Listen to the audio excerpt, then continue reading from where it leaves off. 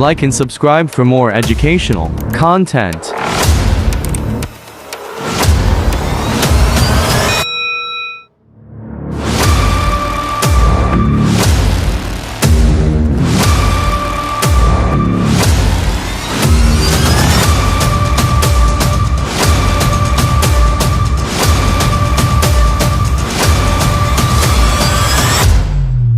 Hello વિદ્યાર્થી મિત્રો, કેમ છો? મજામાં?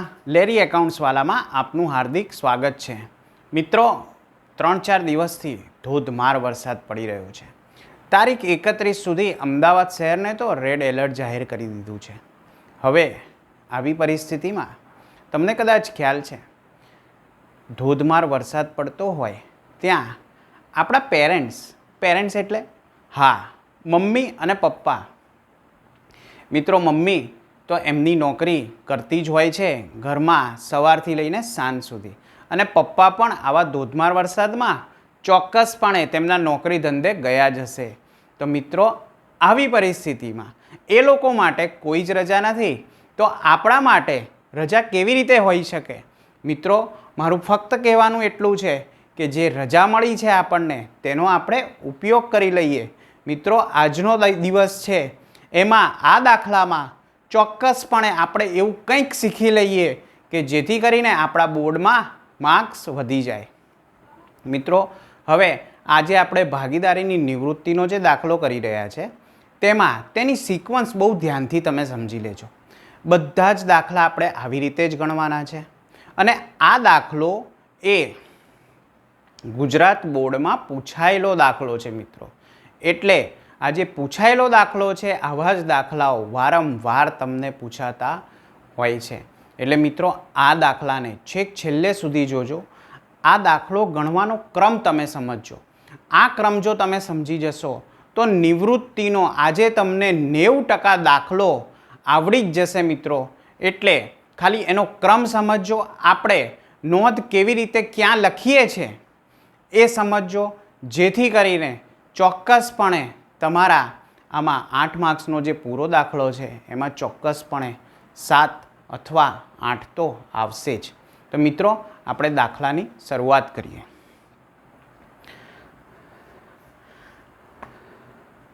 હવે મિત્રો, દાખલો છે ધવલ, કમલ અને નવલ 2:2:1 પ્રમાણમાં નફો નુકસાન વહેંચતા ભાગીદારો છે.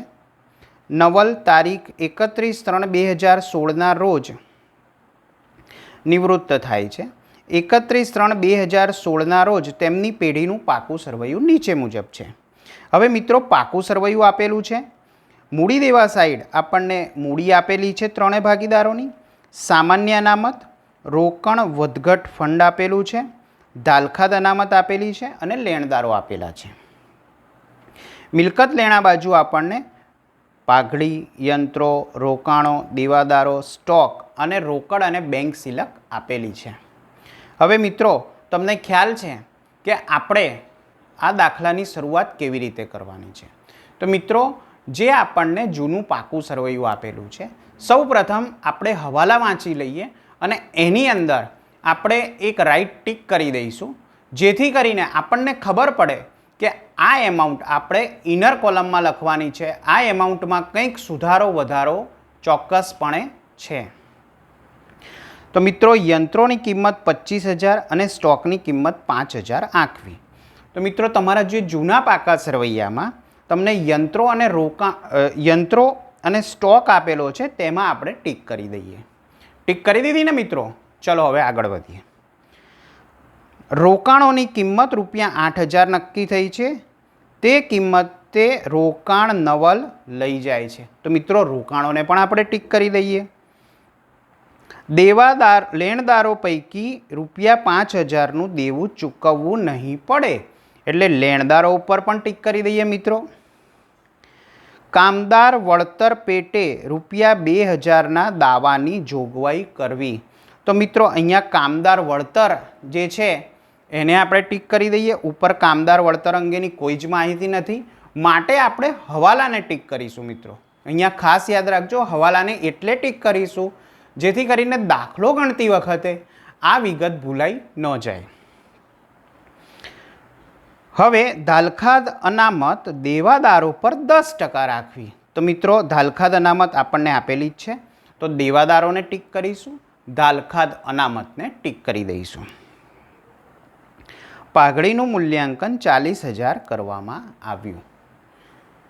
એ નવી પાઘડી છે મિત્રો, એ 40,000નું તેનું મૂલ્યાંકન કરવામાં આવ્યું છે. હવે મિત્રો આમાં આપણે દાખલાની શરૂઆત કેવી રીતે કરીશું? તો આમાં પણ આપણે જેમ પ્રવેશમાં કરેલું છે કે પુનર્મૂલ્યાંકન ખાતું, રોકડ ખાતું, ભાગીદારોના મૂડી ખાતા અને નિવૃત્તિ પછીનું પાકું સરવૈયું બનાવવાનું છે. પેલામાં આપણે પ્રવેશ પછીનું પાકું સરવૈયું બનાવતા હતા, અહીંયા નિવૃત્તિ પછીનું પાકું સરવૈયું બનાવવાનું છે.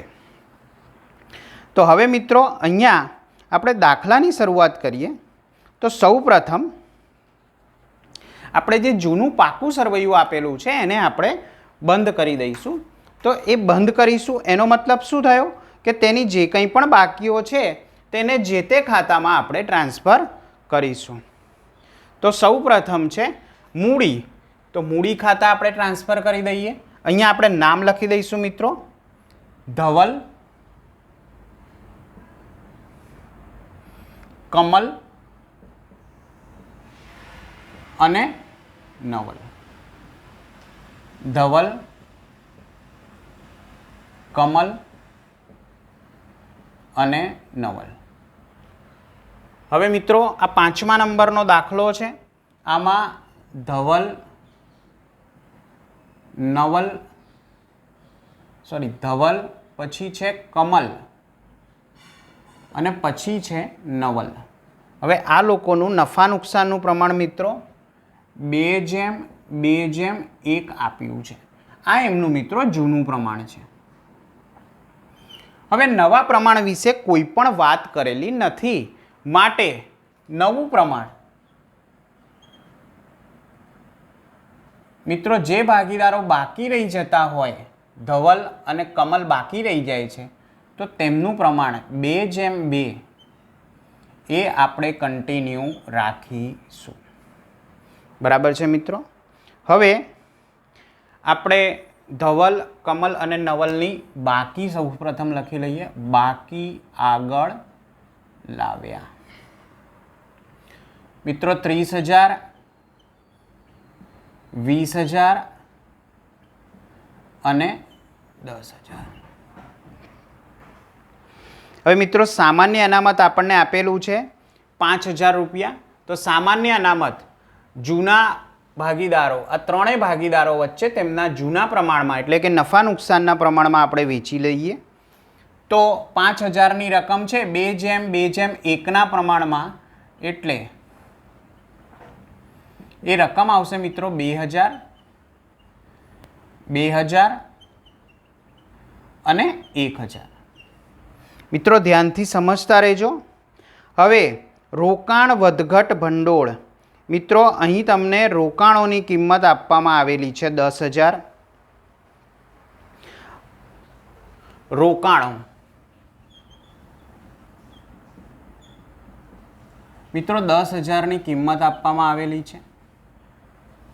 રોકાણ વધઘટ ભંડોળ તમને 2,500 રૂપિયા આપવામાં આવેલું છે.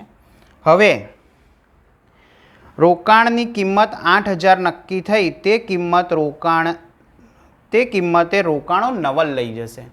તો મિત્રો તમને ખ્યાલ છે કે રોકાણોની કિંમત 10,000 છે, 8,000ની કિંમતે લઈ જાય છે, એટલે રોકાણ વધઘટ અનામતમાંથી આપણે મિત્રો કેટલા રૂપિયા વાપરીશું? 2,000 રૂપિયા વાપરીશું. એટલે તેની આમનોંધ થશે રોકાણ વધઘટ ભંડોળ ખાતે ઉધાર ₹2,500 તે રોકાણો ખાતે મિત્રો 2,000 અને તે ધવલના મૂડી ખાતે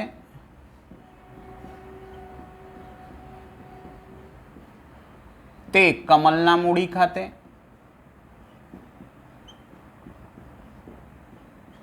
અને તે નવલના મૂડી ખાતે. તો મિત્રો 500 રૂપિયા આપણે ત્રણેય ભાગીદારોને 2:2:1 પ્રમાણમાં વેચીશું એટલે 200, 200 અને 100. તો અહીંયા આપણે રોકાણ વધઘટ ભંડોળ ₹200, ₹200 અને ₹100 એમ લખીશું. અને કયો ભાગીદાર લઈ જાય છે મિત્રો? નવલ લઈ જાય છે. માટે નવલના મૂડી ખાતે આપણે ઉધાર કરી દઈશું. તો તે રોકાણો ખાતે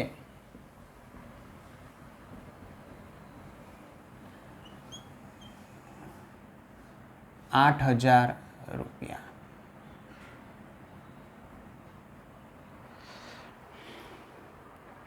તો મિત્રો અહીંયા રોકાણ વધઘટ ભંડોળ આપણું કમ્પ્લીટ થઈ ગયું છે. હવે ધાલખાદ અનામત. તો મિત્રો દેવાદારોની નીચે ધાલખાદ અનામત લખેલી હોય છે. તો અહીંયા આપણે દેવાદારો લખી દઈએ માઇનસ ધાલખાદ અનામત.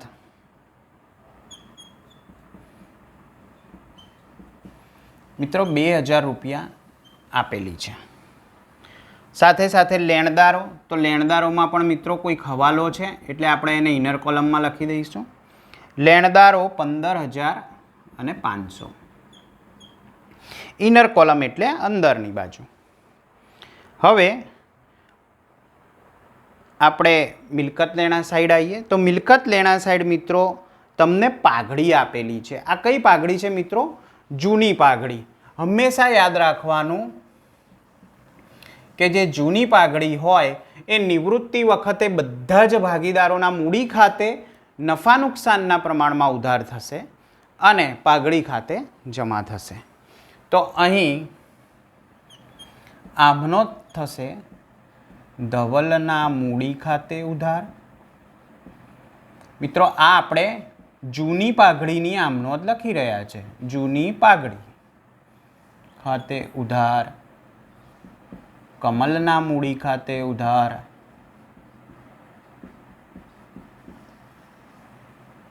નવલના મૂડી ખાતે ઉધાર. તે પાઘડી ખાતે. તો મિત્રો આ રકમ તમને આપેલી છે 10,000.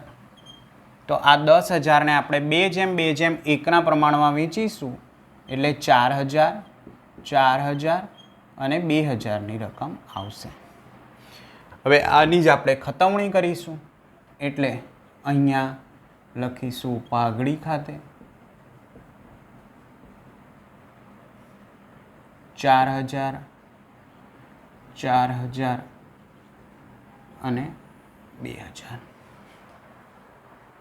મિત્રો આ જૂની પાઘડીની આપણે આમ નોંધ કરી.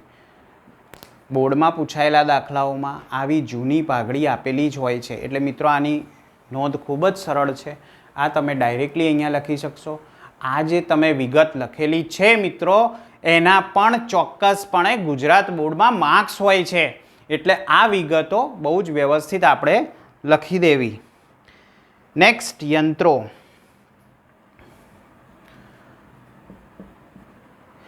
મિત્રો યંત્રોની કિંમત 20,000 રૂપિયા આપેલી છે. તેમાં કોઈ હવાલો છે માટે અંદરની બાજુ લખીશું. તેવી જ રીતે રોકાણો તો મિત્રો જૂનો ભાગીદાર લઈ જ ગયો છે નવલ એટલે તેને લખવાની જરૂર નથી. દેવાદારની વિગત આપણે લખી દીધી છે. હવે આપણે લખીશું સ્ટોક.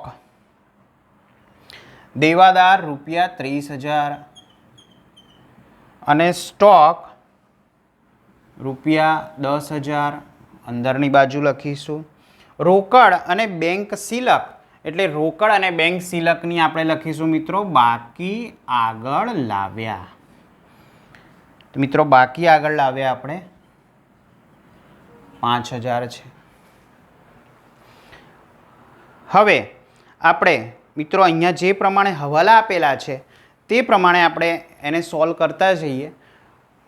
મોટાભાગના દાખલાઓમાં પહેલો, બીજો અને ત્રીજો હવાલો એ જે ભાગીદાર નિવૃત્ત ભાગીદાર છે તેને કેટલી રકમ ચૂકવવાની છે તે અંગે અથવા પાઘડીની વિગત આપેલી હોય છે અથવા તો નવા નફા નુકસાનના પ્રમાણની વિગત તમને આપેલી હોય છે. તો અહીંયા જે પ્રમાણે હવાલા આપ્યા છે એ પ્રમાણે આપણે સ્ટાર્ટ કરીએ. યંત્રોની કિંમત 25,000. મિત્રો અહીં યંત્રો 20,000 રૂપિયા ચોપડે કિંમત છે. હવે યંત્રોની કિંમત આપણે 25,000 રાખવાની છે. એટલે યંત્રોની કિંમતમાં વધારો થયો માટે આપણને લાભ થયો છે. પુનર્મૂલ્યાંકન ખાતામાં આપણે જમા બાજુ પર નફો લખતા હોઈએ છીએ અથવા તો આવક લખતા હોઈએ છીએ. ઉધાર બાજુ ઉપર આપણે ખોટ લખતા હોઈએ છીએ અથવા તો ખર્ચ લખતા હોઈએ છીએ. તો હવે મિલકતની કિંમતમાં વધારો થયો. મિત્રો યંત્રોની કિંમતમાં વધારો થયો માટે આપણી આમ નોંધ થશે યંત્ર ખાતે ઉધાર અને તે પુનર્મૂલ્યાંકન ખાતે જમા.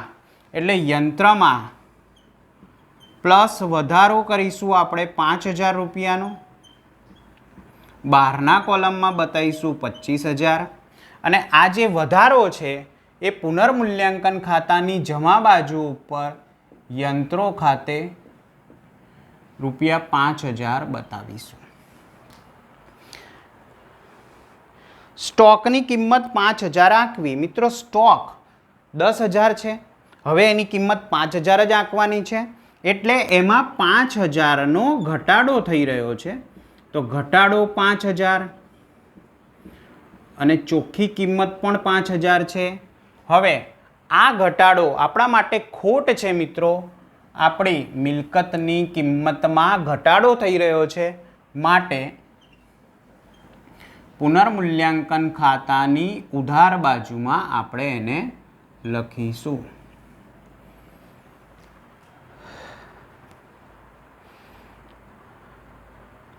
રોકાણોનો મુદ્દો આપણે ઓલરેડી કમ્પ્લીટ કરી દીધો છે. લેણદારો પૈકી 5,000નું દેવું ચૂકવવું નહીં પડે. મિત્રો હવે લેણદારોને આપણે જે ચૂકવવાના હતા એ 5,000 હવે આપણે ચૂકવવાના નથી. એનો અર્થ એ થયો કે ધંધાને લાભ થઈ રહ્યો છે અને લાભ થઈ રહ્યો હોય તો પુનર્મૂલ્યાંકન ખાતું જમા થાય અને લેણદારોને હવે ચૂકવવા પડશે નહીં. એટલે લેણદારો ખાતે ઉધાર થશે. એટલે લેણદારોમાંથી આપણે મિત્રો 5,000ની રકમ બાદ કરી દઈશું. એટલે આઉટર કોલમમાં 10,500 નથી ચૂકવવાના. બરાબર, 5,000 ચૂકવવાના નથી. હવે નથી ચૂકવવાના તો એ આપણા માટે લાભ છે. માટે લેણદારો ખાતે જમા બાજુ પર આપણે 5,000 રૂપિયા લખીશું. મિત્રો આ એડજસ્ટમેન્ટ ખૂબ જ સહેલા છે. મેં પુનર્ગઠનમાં આ બધા જ હવાલાઓ સ્ટેપ બાય સ્ટેપ તમને બહુ જ સારી રીતે સમજાયેલા છે. એનો વિડીયો હું છેલ્લે મૂકી દઈશ, હમણાં જ મૂકી દઈશ, જેથી કરીને તમે એને જોઈ લેજો. તો એમાં મિલકતોની કિંમતમાં, દેવાની કિંમતમાં, અનામતોમાં વધારો ઘટાડો જે છે એ ખૂબ જ સરળતાથી સમજાવ્યો છે. તમને ફાવી જશે. હવે મિત્રો કામદાર વળતર પેટે 2,000ના દાવાની જોગવાઈ કરવાની છે. મિત્રો આપણા માટે ખર્ચ છે, ખોટ છે. ફ્યુચરમાં, ભવિષ્યમાં આપણે આટલી રકમ ચૂકવવી પડશે. તો જ્યારે ખોટ થાય તો પુનર્મૂલ્યાંકન ખાતે કામદાર વળતરની જોગવાઈ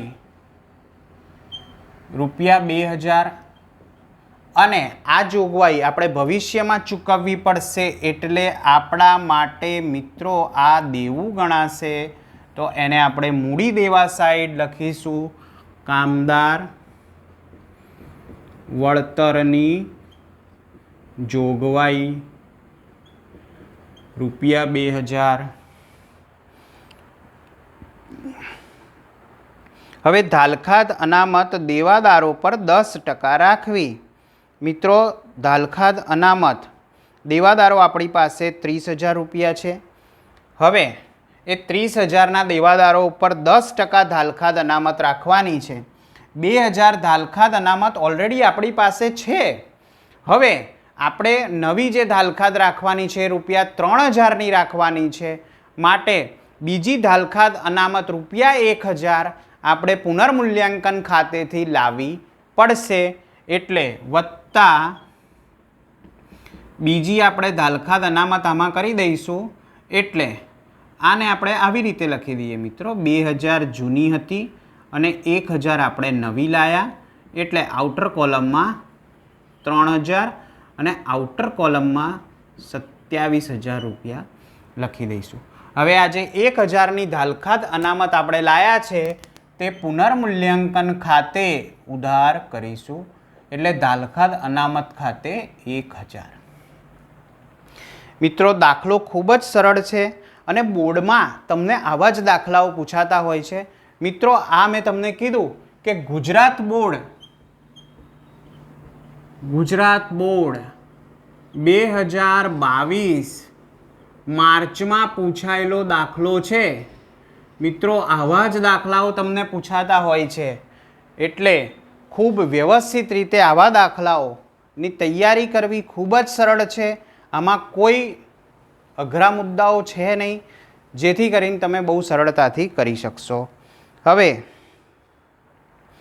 છેલ્લે મિત્રો આપેલું છે પાઘડીનું મૂલ્યાંકન.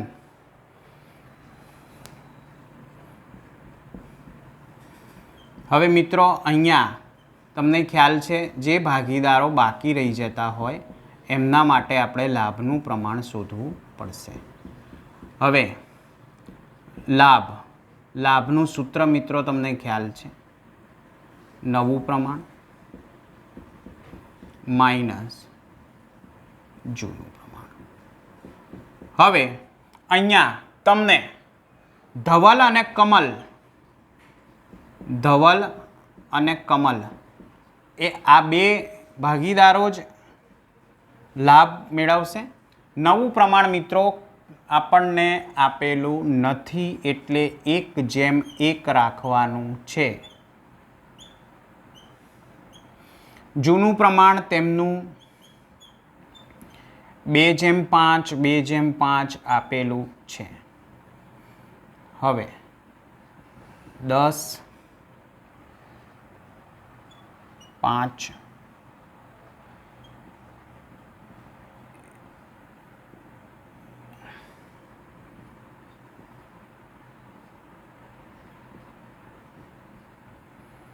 તો મિત્રો અહીંયા લાભનું પ્રમાણ જે છે એ 1:1 આવે છે. 1:1 એમનું લાભનું પ્રમાણ આવે છે. તો હવે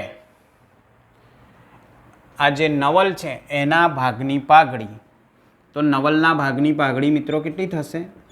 નવલના ભાગની પાઘડી મિત્રો કુલ પાઘડી 40,000 આંકવામાં આવી છે અને એમાં નવલના ભાગની પાઘડી 1/5 છે. એનો ભાગ 1 છે મિત્રો, એટલે એના ભાગની પાઘડી 1/5 થશે. એટલે 8,000 રૂપિયા તેની પાઘડીની કિંમત આવી છે. હવે આ કોણ આપશે 8,000? ધવલ અને કમલ આપશે. કયા પ્રમાણમાં આપશે મિત્રો? તો ચોક્કસપણે તેમનું લાભનું પ્રમાણ 1:1 છે એટલે અડધી રકમ આપશે. તો અહીંયા મિત્રો આમનો જ આપણી આવી થશે કે ધવલ ના મૂડી ખાતે ઉધાર, કમલ ના મૂડી ખાતે ઉધાર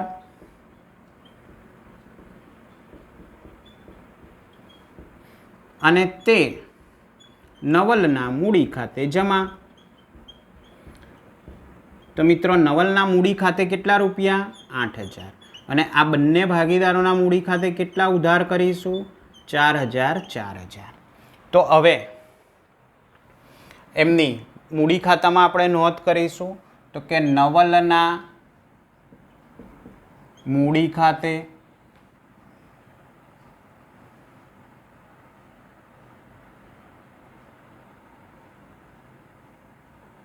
ધવલના કોલમમાં 4,000 અને કમલના કોલમમાં 4,000. અહીંયા ડેશ. અહીંયા ધવલના મૂડી ખાતેથી લાવીશું અને કમલના મૂડી ખાતેથી લાવીશું. લખીશું આપણે નવલના ખાનામાં ભાઈ 4,000. અહીંયા નોંધ આપણી કમ્પ્લીટ થઈ ગઈ છે મિત્રો. હવે આપણે સૌપ્રથમ પુનર્મૂલ્યાંકન ખાતું બંધ કરી લઈએ મિત્રો. પુનર્મૂલ્યાંકન ખાતાનું જમા બાજુનો સરવાળો 10,000 થાય છે. અહીંયા પણ 10,000 એટલે 2,000 રૂપિયાનો નફો થાય છે. હવે આ જે નફો છે મિત્રો એ આપણે ત્રણેય ભાગીદારો નિવૃત્ત ભાગીદાર સહિત ધવલ, કમલ અને નવલના મૂડી ખાતે લઈ જઈશું. 2,000 રૂપિયા છે મિત્રો. આપણે તેને 2:2:1 પ્રમાણમાં એટલે 800, 800 અને 400 એમ વહેંચી દઈશું. હવે આ જે નફો છે એ આપણે મૂડી ખાતામાં લઈ જઈશું. પુનર્મૂલ્યાંકનનો નફો મિત્રો 800, 800 અને 400. હવે મિત્રો ખાસ તમારે ધ્યાન રાખવાનું કે જ્યારે આપણો નિવૃત્તિનો દાખલો હોય ત્યારે મૂડી ખાતું બંધ કરીને પછી જ આપણે રોકડ કે બેંક ખાતું બંધ કરવું. એનું કારણ એ છે કે જે આપણો નિવૃત્ત ભાગીદાર છે એને આપણે અમુકવાર રોકડ રકમ ચૂકવવાની હોય છે, માટે આપણે રોકડ ખાતું પછીથી બંધ કરીશું. પહેલાં આપણે ધવલ, નવલ અને કમલના મૂડી ખાતા બંધ કરીએ. 33,000,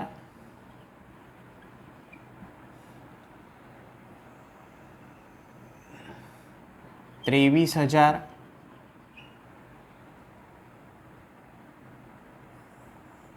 11 ને 4, 15 ને 4, 19,500, 10 ને 18 ને 19, 19,500.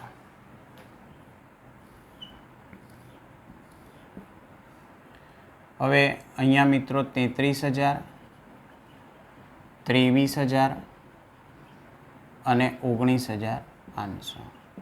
મિત્રો ધવલ અને કમલ આ જે બે ભાગીદારો છે ધંધો ચાલુ રાખે છે, માટે એમની આપણે બાકી આગળ લઈ જઈશું. એટલે 8,000, 33,000માંથી મિત્રો 8,000 બાદ કરીશું એટલે 25,000 આવશે. 23,000માંથી 8,000 આપણે બાદ કરીશું એટલે 15,000 આવશે. અને આનો જે ડિફરન્સ વધશે એ આપણે રોકડેથી એને ચૂકવી આપીશું. હવે 19,500 છે ને અહીંયા 10,000 છે એટલે 9,500 અહીંયા આપણે ધવલની મૂડી અને કમલની મૂડી લખી દઈએ. ધવલની મૂડી 25,000, કમલની મૂડી 15,000, આઉટર કોલમમાં 40,000. હવે રોકડ ખાતામાં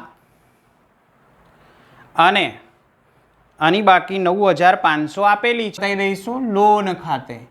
કેટલા રૂપિયા? 9,500. તો અહીંયા આપણે લખી દઈશું નવલની લોન. અહીંયા કોઈ જ માહિતી આપણને આપેલી છે નહીં, તો આપણે કોઈ રકમ એને ચૂકવવાની થતી નથી. રોકડ ખાતામાં કોઈ જ હવાલો નથી એટલે ડાયરેક્ટ એની બેલેન્સ પણ આપણે આગળ લઈ જઈશું. બાકી આગળ લઈ ગયા 5,000, 5,000. અહીંયા આપણે રોકડ ખાતાનું બેલેન્સ લખી દઈશું 5,000, 5,000. મિત્રો આ દાખલો ખૂબ જ સરળ છે, માટે અહીંયા એને કંઈ પેમેન્ટ આપેલું નથી, ડાયરેક્ટ આપણે લોન સ્વરૂપે બતાવી દીધું છે. જનરલી દાખલામાં લોન સ્વરૂપે અથવા તો અમુક રોકડ ચૂકવવામાં આવે અને બાકીની અમુક રકમ લોન સ્વરૂપે દર્શાવવામાં આવતી હોય છે, પણ આ દાખલામાં કોઈ જ માહિતી નથી, માટે બધી જ રકમ આપણે લોન સ્વરૂપે ધારીને અને આગળ લઈ જઈશું. 40, 50, 60 અને 62,000.